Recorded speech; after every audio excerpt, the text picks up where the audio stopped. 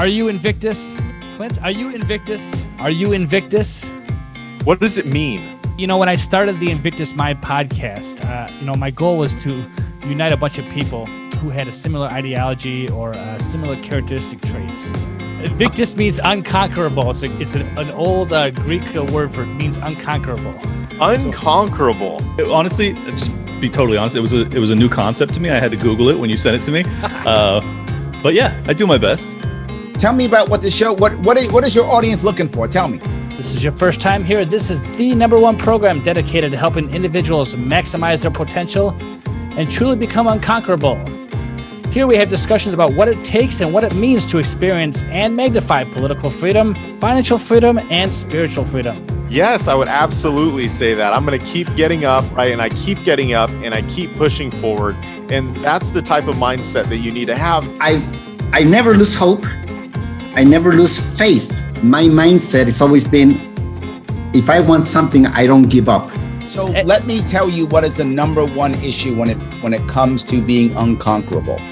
Okay. And the #1 word you have to think about here is not intelligence, not savvy, not strength, none of those things. The #1 thing is resilience. You know I'm Invictus. Come on. All right, I'm Invictus AF. Well, Matt, I have an initiation question for my tribe. Okay. Are you Invictus? I believe I am.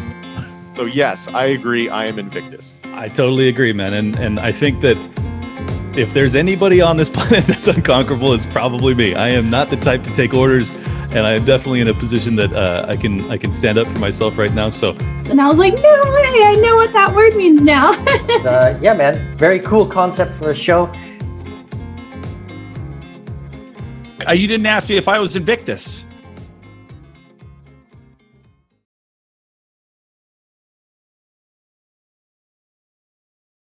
So how you doing, Alicia? Hi, I'm good. I'm happy to be here. Oh, well, I'm thankful for it too. I think you and I are a kindred spirit. Really? I was reading over your profile on Podmatch, and we have a lot of the same thought process. So probably not the same exact background, but I think that we'll find we have a lot in common here. Cool. I am so excited. Plus, I just love that phrase from Anne of Green Gables, kindred spirit. So good. Oh, okay. Well, there you go. Yeah. I'm one who pulls quotes and phrases from different places. I don't even know where. So I love it. But Alicia, the reason I asked you on my show is because I was fascinated by some of the things that you had mentioned in your profile. Coming from a Christian background, and I'll let you share your story, but I just want to kind of get up to speed here. You have a Christian background. You're the wife of a preacher. Yes, I am. You have an extensive blog that I really love, and you'll talk about where we were talking offline a little bit about some of your ideology leaning a little bit towards the libertarian side, although right wing is where I would classify myself, libertarian-ish. And you have a lot of your writing has to do with some of the background, and again, I'll let you share your story, but stories of suffering and injustice. And overcoming those trials and keeping a mind of faith and pointing in the right direction that lets you become Invictus, as it were. Yeah. So I understand that you're from the Washington area. I am. So I grew up on an island in the Pacific Northwest. I think it's funny because when you say Pacific Northwest, it generally refers to a pretty large area, like lower British Columbia, Washington State, parts of Oregon, Idaho. But from living here, when I think of the Pacific Northwest, I think of the Puget Sound, that inlet of Washington and Seattle. And that's what I think of. So when people from Idaho say, I'm from the Pacific Northwest, I think, you don't even have a sea.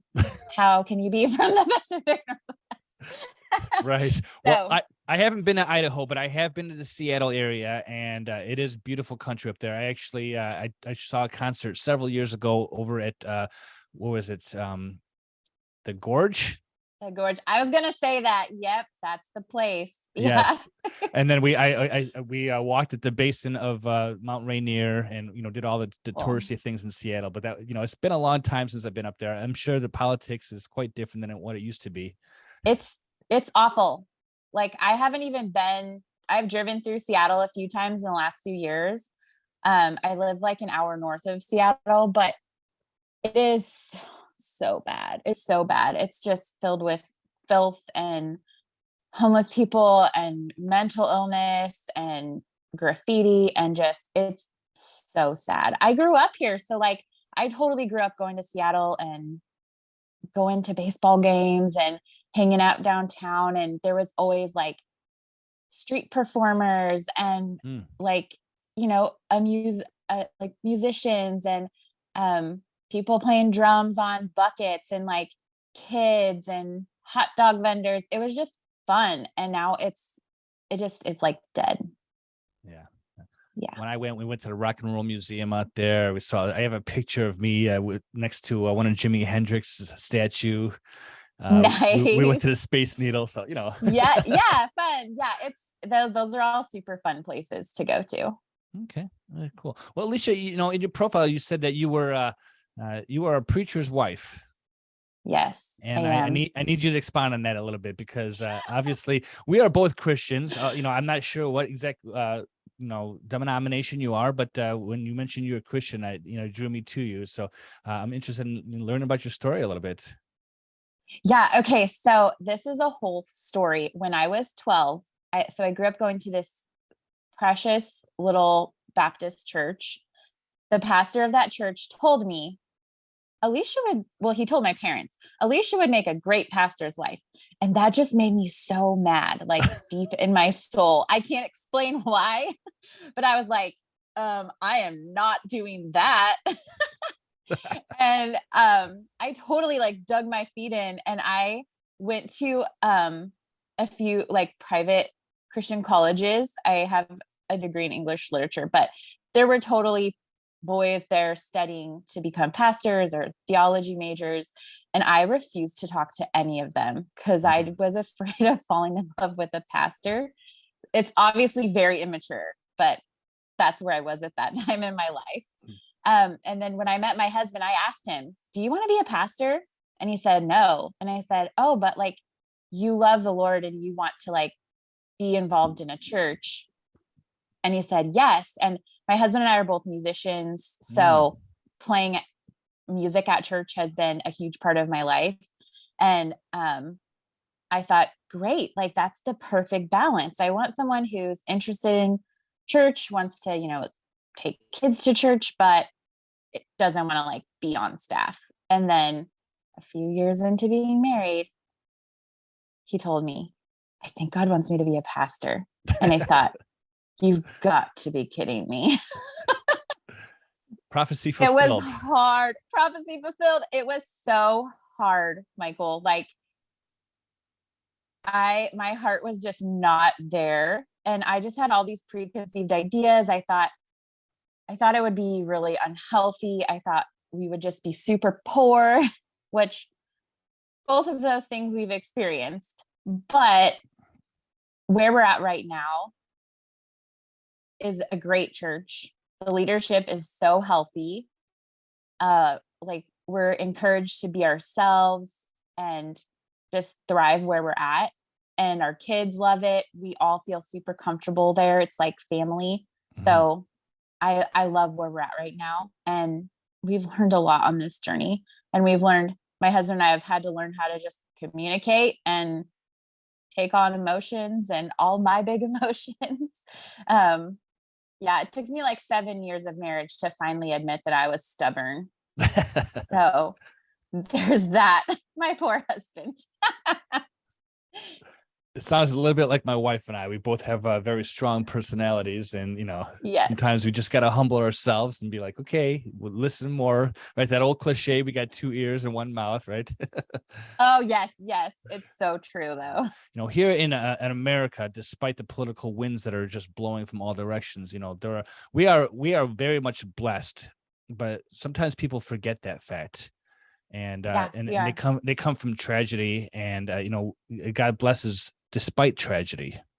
And I just love some of the stuff that you've written about, and I love to just share some of your inspirations as to some of the challenges you see going on in the world, and how you think that you're one of those who are kind of called to lead people out of that. Yeah. I'm going to start by answering that by telling a little bit of my backstory because I think it matters. Mm-hmm. So I grew up in a Christian home. I was homeschooled. I'm the oldest of 9 kids. My family was very like pretty conservative in their values.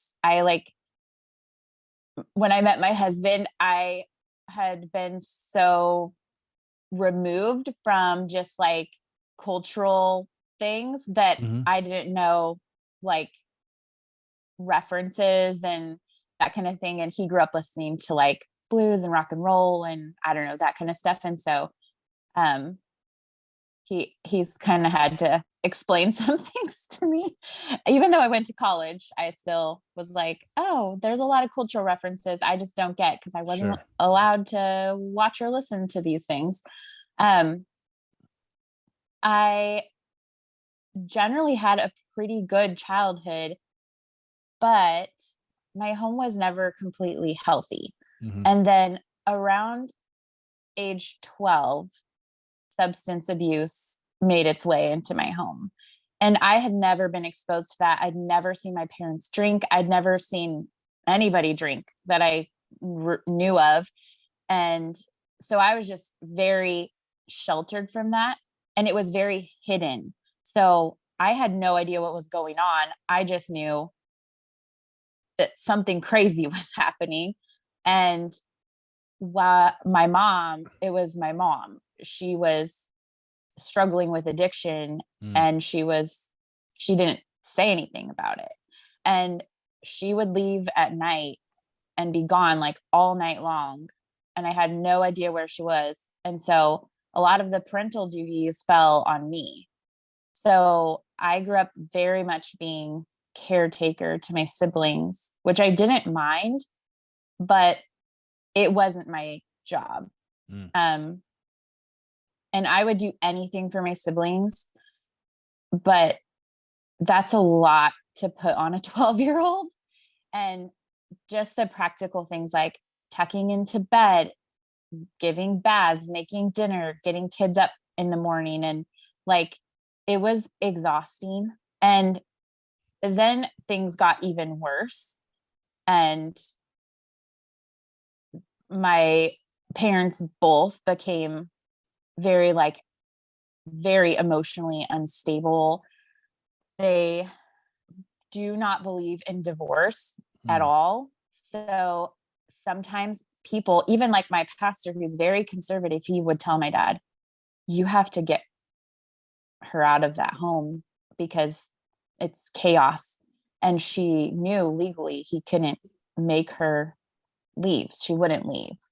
So when I hear stories of people that like kick their spouse out because they're struggling with drug addiction or something and they actually leave, it's like crazy to me because for that to happen in my home, there had to be a restraining order. And there were multiple restraining orders when I was growing up. There were multiple child protective services investigations. My mom went to jail multiple times. There was rehab, like psych wards. It was just crazy. And then the whole time all of this was happening, we were being told not to tell anyone. And we were being told that if we said the truth of what was happening, we'd be removed from the home and put in foster homes, separated from our siblings, and we would be horrifically abused. And so my parents would literally read us stories like in the news of horrific foster care situations where kids were like starved to death or chained up in a basement or just sexually abused. And I thought, well, gee, like none of that's happening here. So I'm just not going to say anything. And so sometimes we would literally lie to police officers showing up at our doorstep and say, no, my mom didn't threaten to kill us, or no, these bruises aren't from our mom. And we'd just lie because that's what we were being told. And we thought, oh, well, it's not that bad. Like, we're not bleeding. The bruises aren't that big. And it was eventually, when you get told that stuff, you start thinking you're crazy. You're being gaslit. And so you start thinking, oh my gosh, I'm a crazy person. And I would be told that constantly, that I was crazy, that I didn't understand reality, that I was lying, that I wasn't remembering things correctly. And so for years, I just lived in this space where my brain just felt so fuzzy, and I felt like I'm crazy. And I had this deep, deep fear of becoming exactly like my parents. It was really hard. Yeah. I met my husband coming out of a very, very dark time. All of that kind of culminated over the course of 10 years and just built up inside me to a point where I just woke up one day. I literally just woke up and thought, I'm going to die today.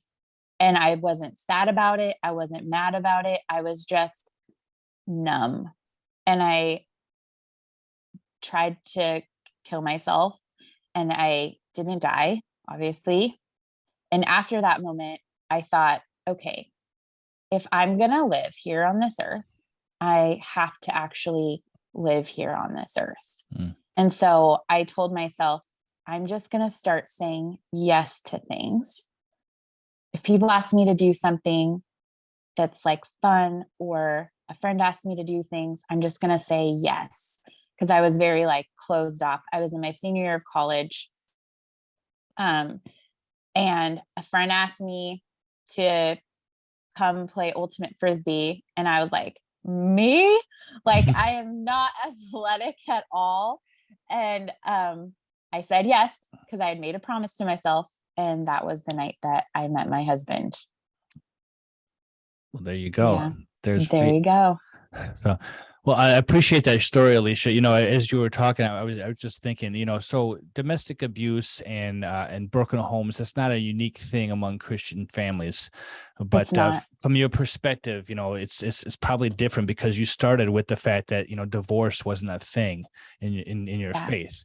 And, and I know a lot of Christians who hold that belief, and yet still there are incidences of abuse and domestic violence and things, and divorce is not common. And so I wonder, like, how Christians deal with that, because I mean, obviously there's one thing that says in scripture, and then there's another thing that, the reality of life is hard for many people. Yeah. How do you separate those two things? Well, here's the thing. The Bible says that God hates divorce, and he does, because it's awful. But he allows it because sometimes it is necessary.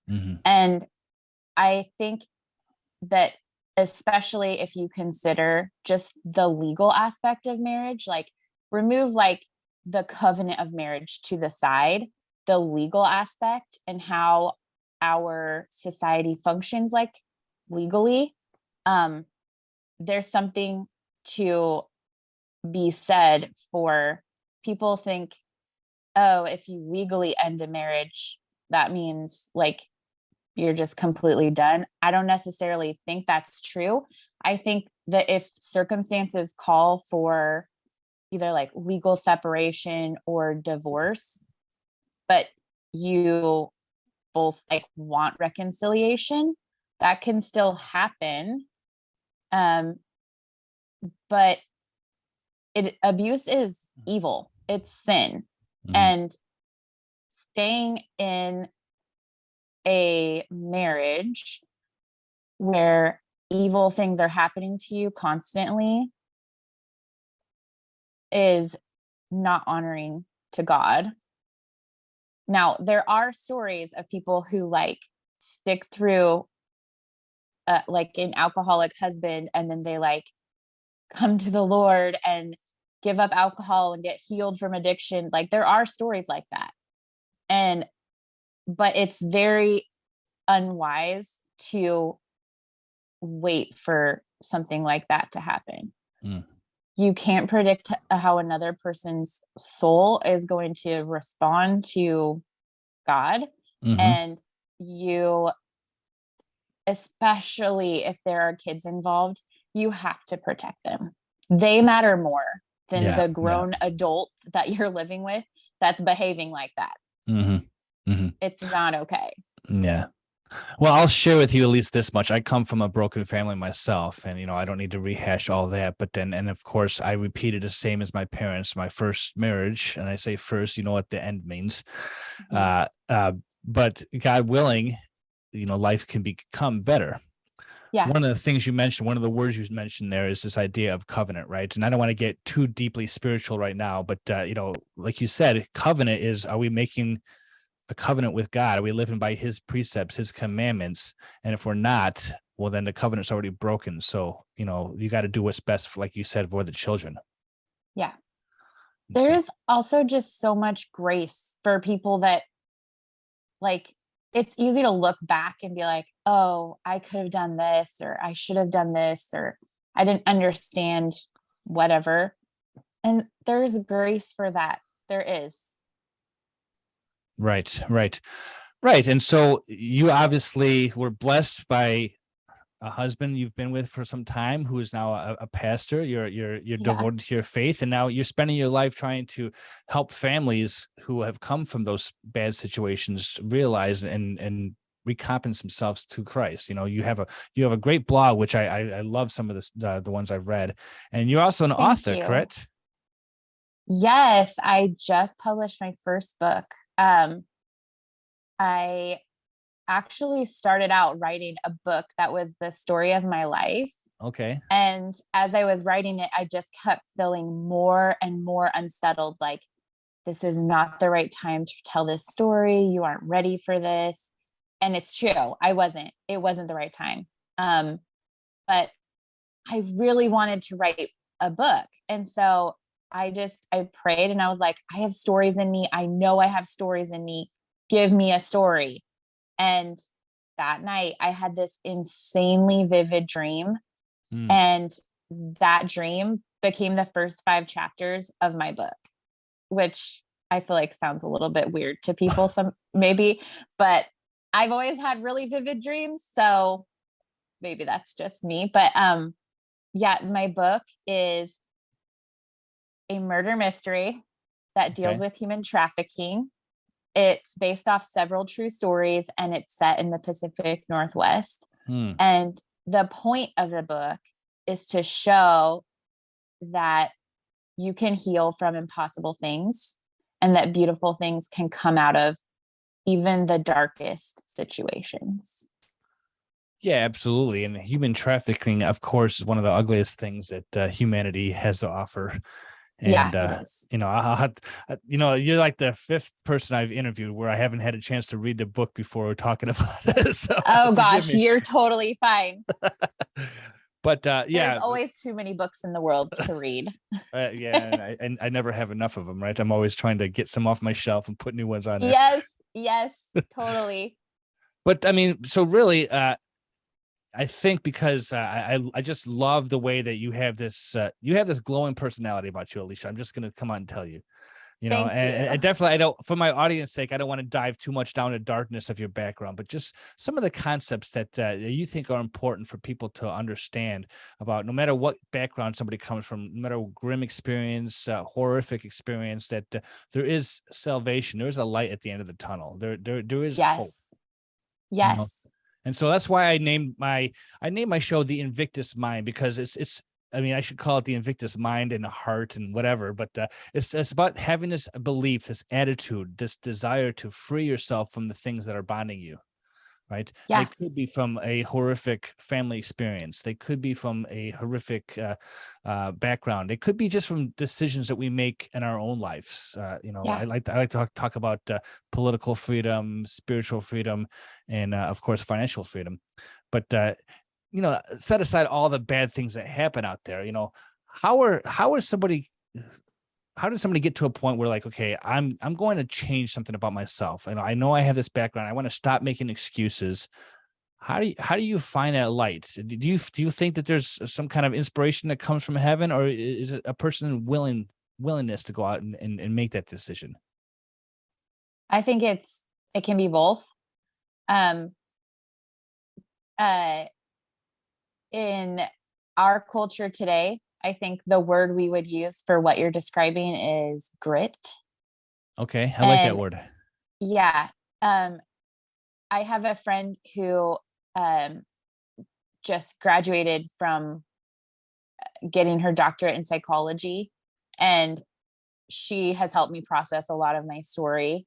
Mhm. But she just did her residency at a place where she was dealing with victims of trafficking and sexual abuse, and she always talked about how grit is like one of the number one determiners of whether or not somebody is going to heal and have a successful life, whatever that looks like for you. It doesn't necessarily mean financially, like they're going to become millionaires or something like that by the age of 30. But I think there's something to be said for grit. People give up way too easily in our culture. When things are hard, we don't persevere. And whether that's someone who has never had a friendship that's lasted longer than 5 years, or they just have failed relationship after failed relationship. And obviously, individually, there could be a lot going on there. But overall, there's something to be said for setting your feet on a path, whatever it is, and sticking it out. And that can be like learning an instrument, finishing a college degree, which my husband totally like didn't finish, and I have my own story with that, but sticking things through and grit is what helps us complete that healing process. And I think that's something that God instills in us, but we also just have to be willing to do the work, because it's work. It's work. It's hard.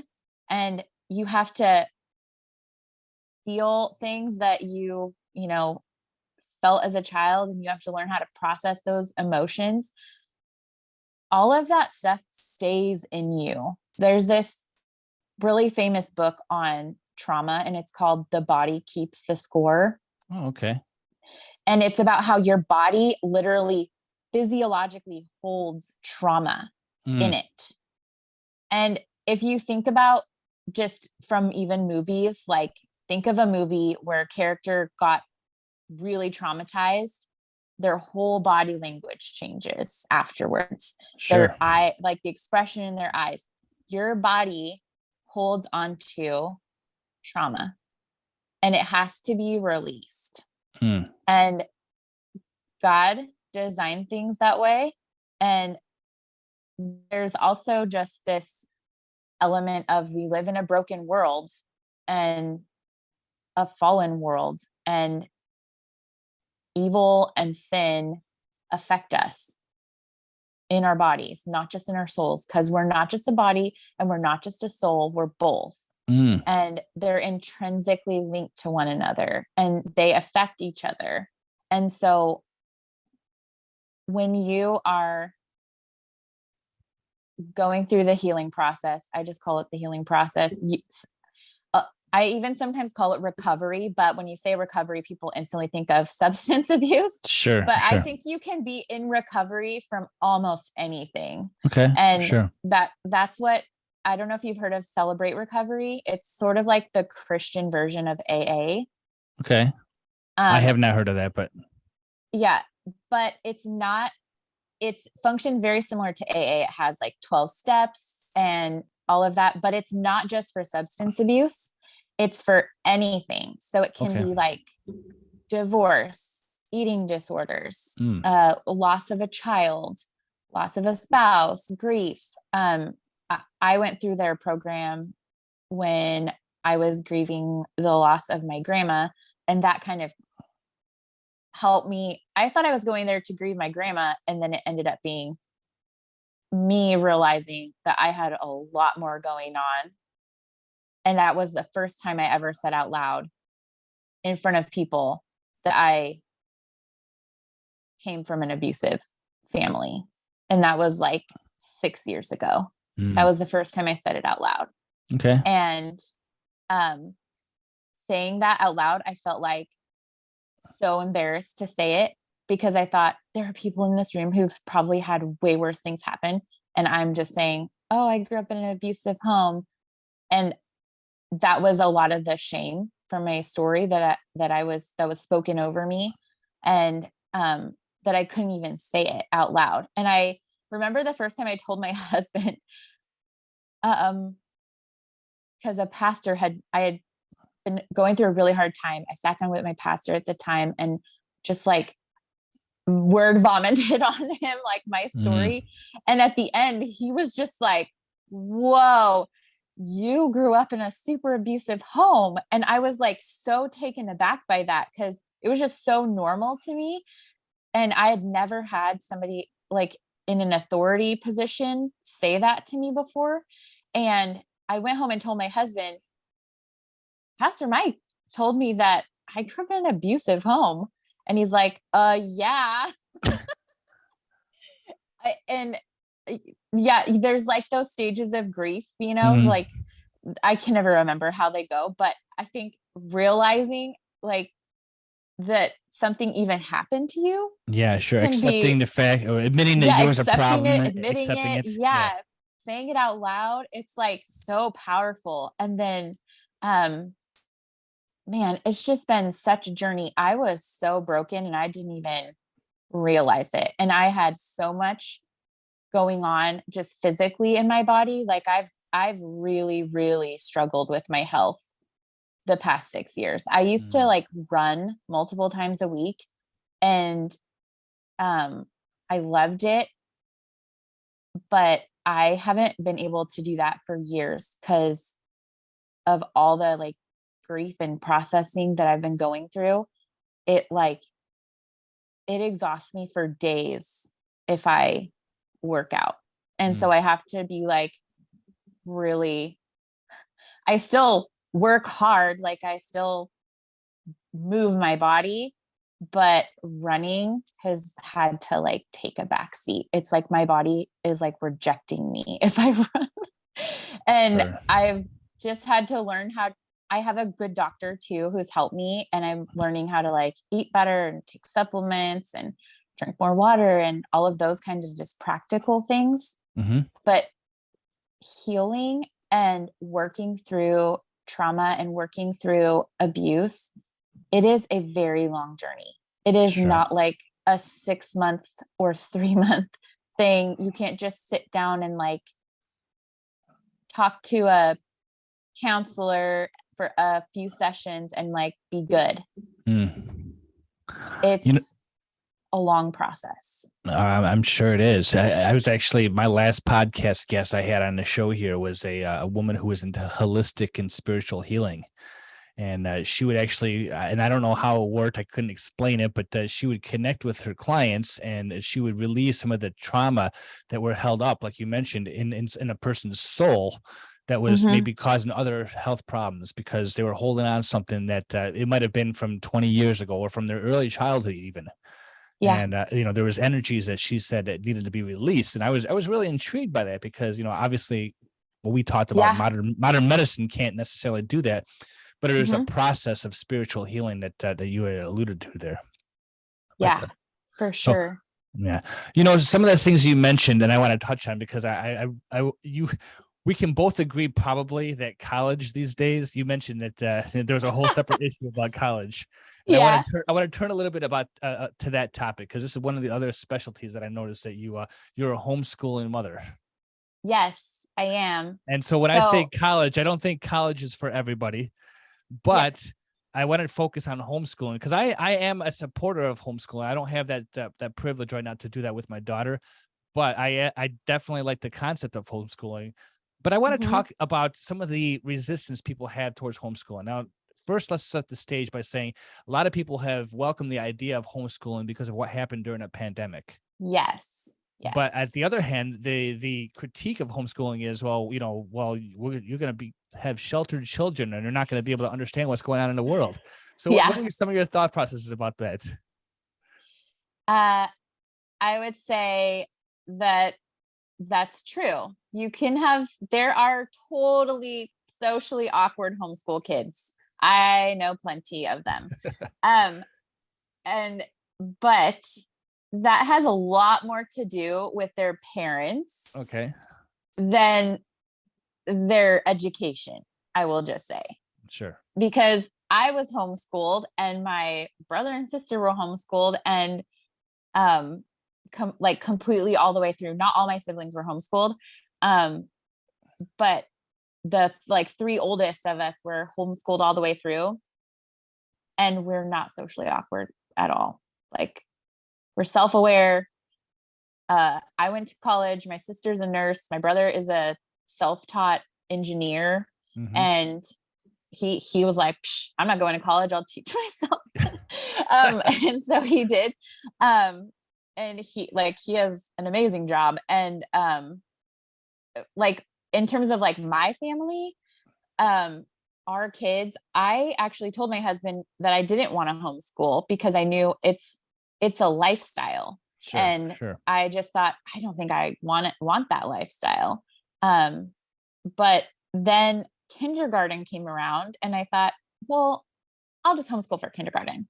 Mhm. Because I thought, I don't know what it's like where you are, but here there's only full day kindergarten, which I don't think a lot of kids can really handle at 5. I don't even want to go to school 5 days a week for 8 hours a day Sure. at Sure. 5. Not all kids can handle that. And I felt like my son, I was like, I don't think he can handle it. So I'll just homeschool him for kindergarten. Mhm. That's easy. I can teach him his letters and colors and shapes. And then we just kept going. It just worked really well for us, really well, especially with my husband being a pastor. It just fits. The flexibility of it is incredible.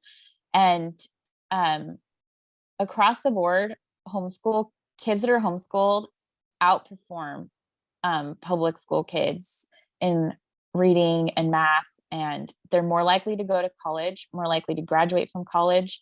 And I think the number one job of parents that are homeschoolers is that they are entrepreneurs. So a lot of people who homeschool own their own businesses. Sure. Sure.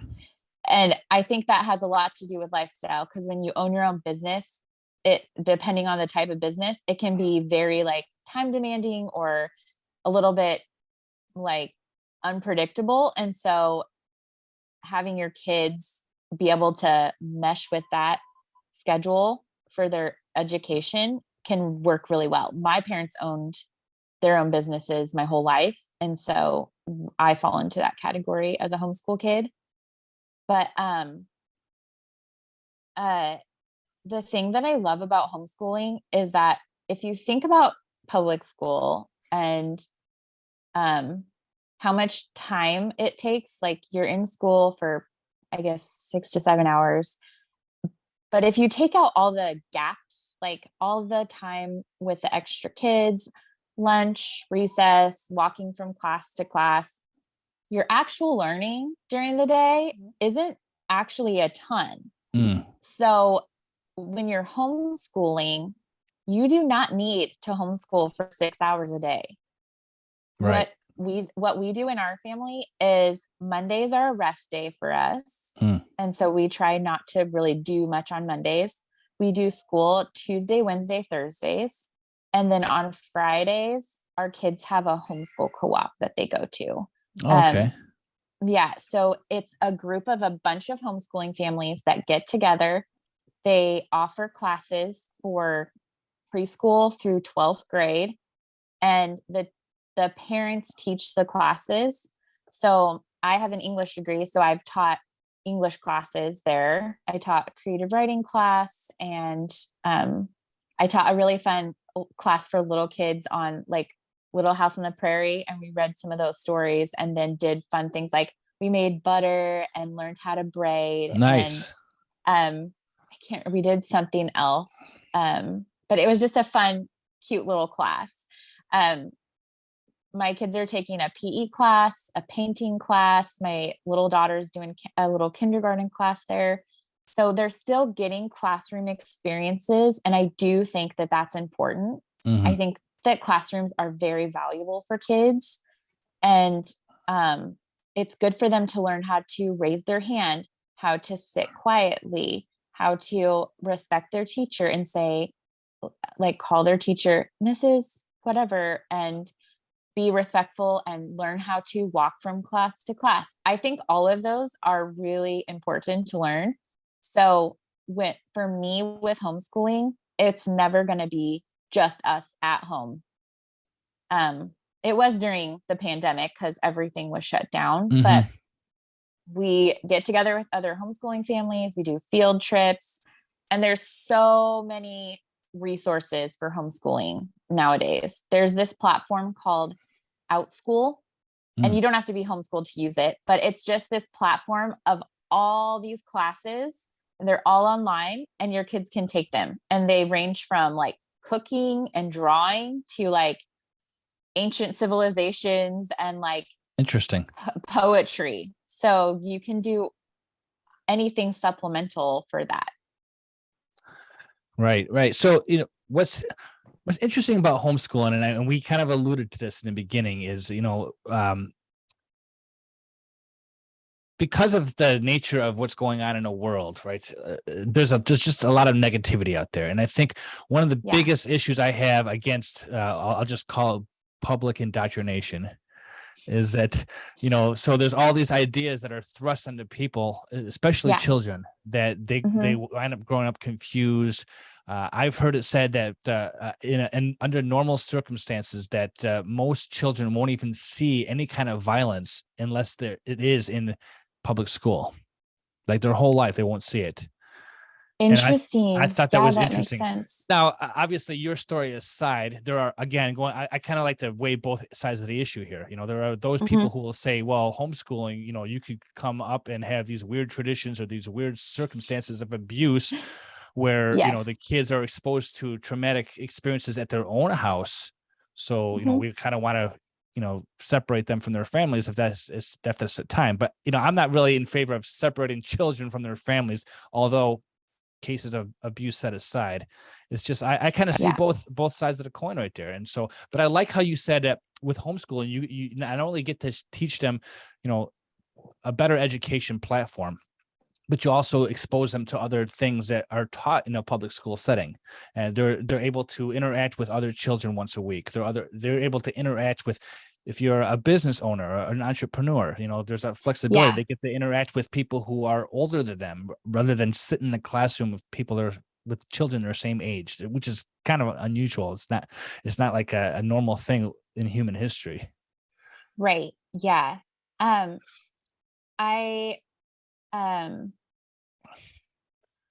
will say that there are totally some homeschooling families that very much shelter their kids. And I have a really hard time with that because the goal is not to shelter your kids. The goal is to give your children critical thinking skills so that they can engage in the world. And I do think that you have to be wise about what you teach your children when. Like, I have not taught my kids that they kind of know that like slavery happened. They know that slavery still happens in the world because we have talked about that. But they don't know like the history of the African slave trading and all of that, because I don't think they're emotionally ready for it. And when I am like devastated to teach my kids about the Holocaust, it's like the saddest thing. And our kids are little for so short a time. Let them have a childhood where they grow up where the Holocaust didn't happen for a little while, Like, you have to teach them. Yes, absolutely. But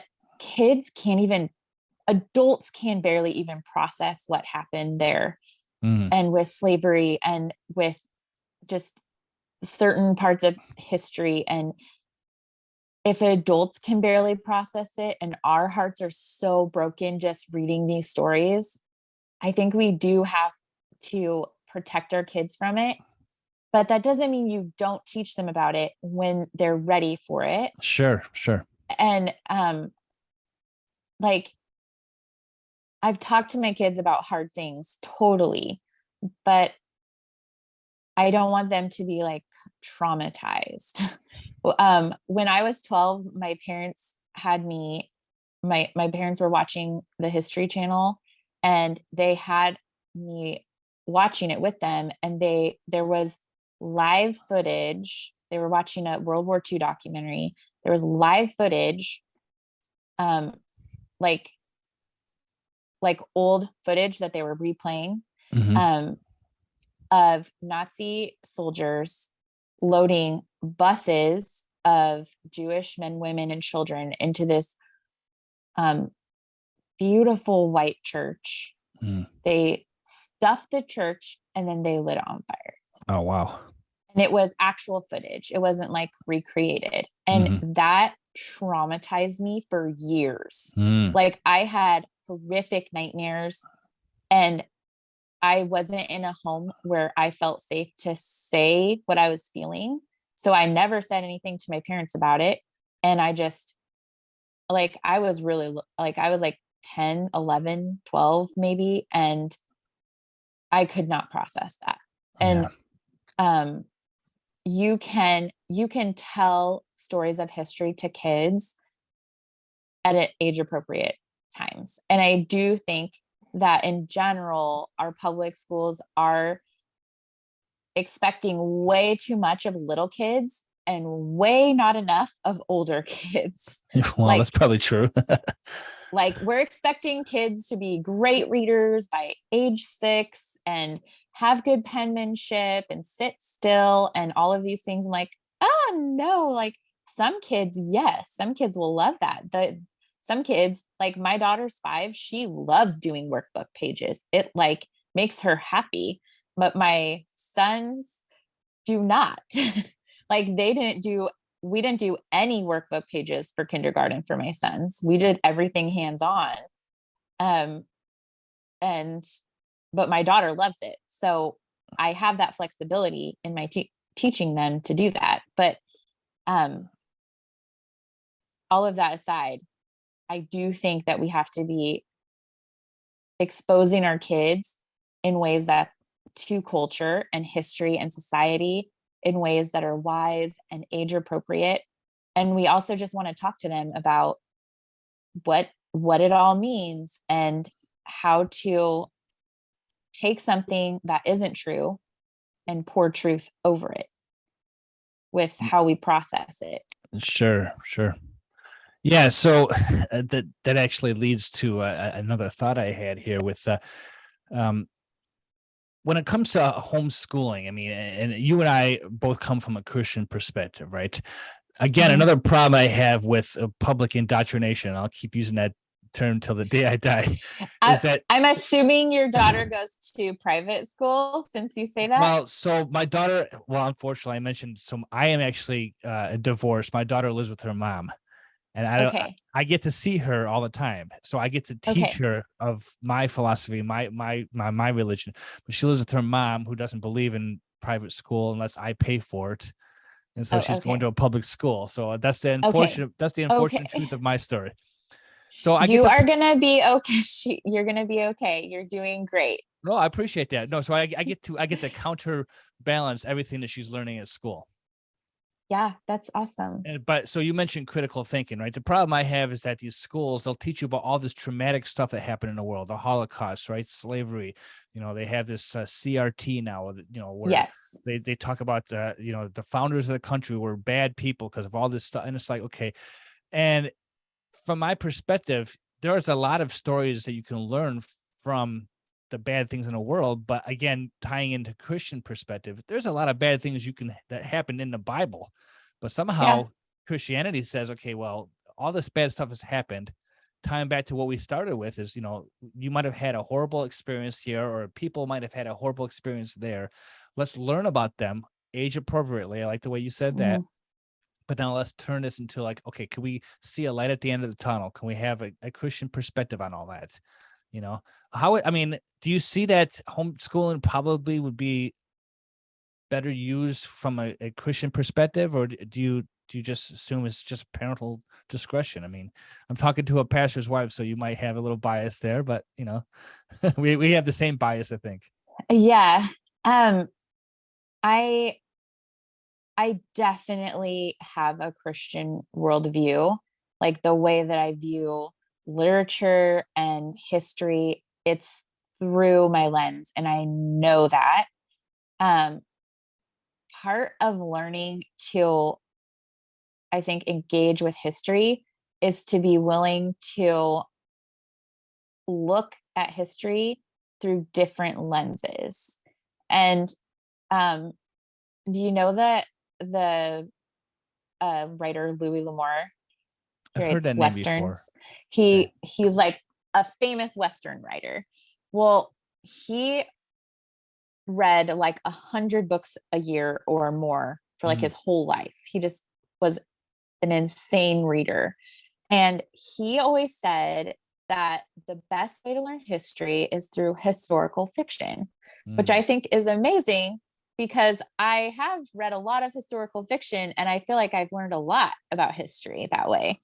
And the thing about fiction that I love is that taking facts and events from history and then telling a fictional story out of it, I think it helps you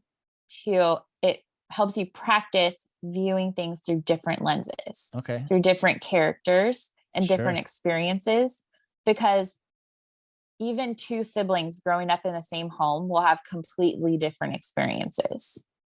And so it helps you understand how complex history is. It is not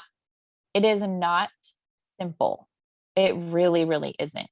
And even in American history, somebody living in New York City in the 1930s during the Depression will have an incredibly different experience than someone living in Montana in the 1930s. Sure, absolutely. Their stories won't even look the same.